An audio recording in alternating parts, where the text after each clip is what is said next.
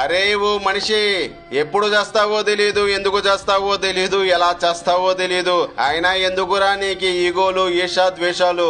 వాడు బాగుపడ్డాడు, వీడు బాగుపడ్డాడని ఇతరుల మీద ఏడ్చే బ్రతుకు ఒక బ్రతికేనా? ఒకటి మాత్రం గుర్తుపెట్టుకో, ఇతరులు బాగుపడితే ఒరవలేని వాడు తను బాగుపడ్డా ఆనందపడలేడు. బాగుపడిన వాడిని ఆదర్శంగా తీసుకుని ముందుకెళ్ళు, బాగుపడతావు. బాధపడే వాడిని ఓదార్చుకుంటూ ముందుకెళ్ళు, జీవితంలో నువ్వు బాధపడే అవకాశం రాకుండా జాగ్రత్త పడతావు. చిన్న చిన్న విషయాలకి బంధాలను, బంధుత్వాలను, స్నేహాలను తెంచుకుంటే ఎలా?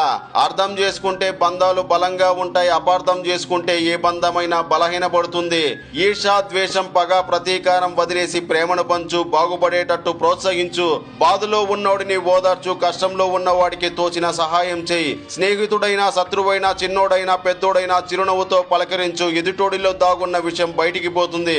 అమృతం లాంటి ప్రేమ మాత్రమే మిగులుతుందిరా.